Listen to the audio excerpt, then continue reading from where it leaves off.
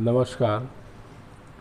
आज के इस वीडियो में teaching of method biological science zoology के म्यूज़ियम स्पेसिमेन पर हम आपके साथ आज चर्चा करने जा रहे हैं।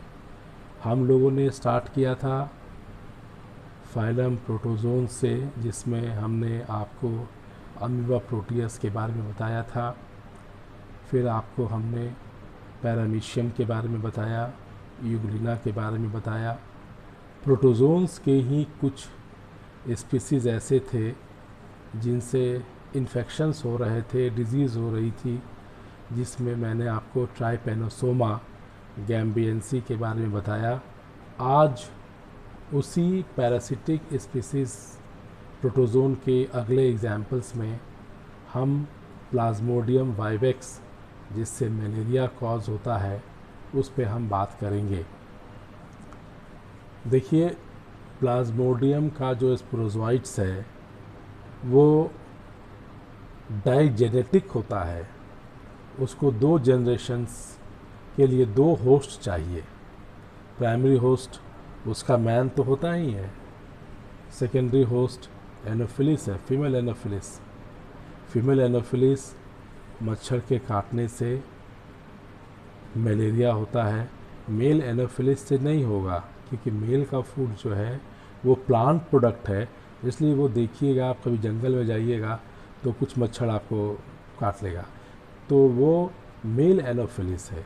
तो फीमेल एनोफिलिस जो है उसका जो फूड है वो ह्यूमन ब्लड है। तो ये जान लेना ज़रूरी है कि डाइजेनेटिक पैरासाइट्स में प्लाज्मोडियम अपने जनरेशन्स को कैसे कवर करता है, अपने लाइफ साइकिल को कैसे कवर करता है। तो इसके 2 होस्ट हैं। प्राइमरी होस्ट मैन है, और मैन के जो फीमेल एनोफिलिस मैन को काटती है तो उसके स्लाइवा से होते हुए मैन के वो ब्लड में चला जाता है, और वहाँ जा कर के वो डेवलप करता है।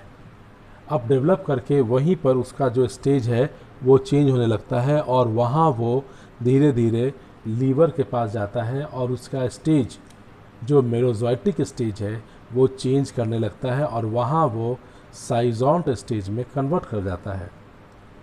और साइजोंट स्टेज में बदलने के बाद जब वो गैमेटिक फेज़ में आता है, तब उसको एक दूसरा होस्ट चाहिए।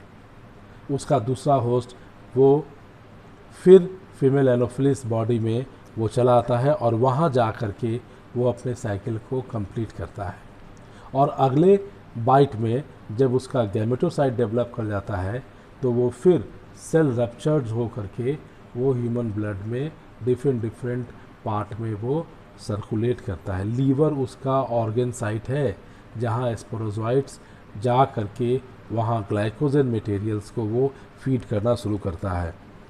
तो प्लाज्मोडियम के अब तक जो स्पीसीज़ डेवलप्ड हुए हैं वो स्पीसीज़ हैं Plasmodium vivax, Plasmodium falciparum, Plasmodium malariae और प्लाज्मोडियम ओवेली। ये 4 वेराइटीज़ हैं। एक प्लाज्मोडियम वाइवेक्स जिससे आपको टर्शियन फीवर होगा, प्लाज्मोडियम फैल्सीपेरम जिससे आपको मैलिग्नेंट टर्शियन फीवर होगा, प्लाज्मोडियम मैलेरी जिससे कॉटन फीवर होगा, मलेरिया भी होता है, और प्लाज्मोडियम ओवेल जिसमें माइल्ड टर्शियन फीवर होगा। प्लाज्मोडियम ओवेल ज़्यादा खतरनाक होता है, क्योंकि इसका जो फीवरिस नेचर है वो कभी ठीक होगा, कभी वो इन तीनों में कन्वर्ट करेगा। तो इसलिए गैमेटोसाइट जो है, जो उसको फीमेल एनोफिलिस सक कर लेती है ब्लड ऑफ मैन से, उसको अपने बॉडी में लेके वो डेवलप करती है, और फिर वो एडवांस स्टेज को वो ट्रांसफ़र करती है स्पोरोगोनी को फर्दर डेवलपमेंट के लिए। अभी हम आपको ब्लैक बोर्ड में कुछ डायग्राम से इसको एक्सप्लेन करेंगे। चलिए हम ब्लैक बोर्ड पे चलते हैं। तो आप ये देखिए कि ये स्पोरोजोइट ऑफ प्लाज्मोडियम है, ये उसका स्पैंडल शेप बॉडी है प्रोटोजोन्स में, और यहाँ पे माइटोकॉन्ड्रिया है जिससे वो अपना एनर्जी प्रोड्यूस करता है। न्यूक्लियस है ये गोल्जी बॉडी प्रोटीन फॉर्मेशंस के लिए, और एक माइक्रोट्यूबुल्स लाइक स्ट्रक्चर्स है, यहाँ से वो ब्रेक करके बॉडी से वेस्ट को बाहर निकालता है।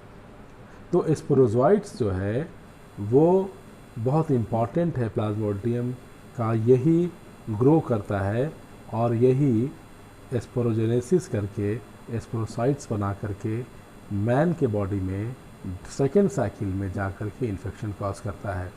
ये इसका हार्ड पेलिकल्स बॉडी बना है, ये इतना हार्ड होता है कि शुरू में अगर मेडिसिन इफ़ेक्टिव नहीं हो तो ये ब्रेक नहीं करता है, और ये एनिमल्स जो है ब्लड सर्कुलेशन से from the liver to the brain तक भी चला जाता है। तो phylum protozoan, class Sporozoa, order Haemosporida, genus Plasmodium, Plasmodium vivax की हम बात कर रहे हैं, और प्लाज्मोडियम वाइवेक्स के स्पीसीज़ पे ज़्यादा काम all over world and India में भी हुआ है। तो आज के इस क्लास में हम जो स्पीसीज़ है वो प्लाज्मोडियम वाइवेक्स की बात किए। अगले क्लास में हम फिर कोई नई स्पीसीज़ के साथ आपके पास आएंगे, और आप इसी तरह से क्वेश्चन हमको व्हाट्सएप पर भेजिए, जो प्रॉब्लम्स होगा हम उसको सॉल्व करेंगे। तब तक के लिए नमस्कार।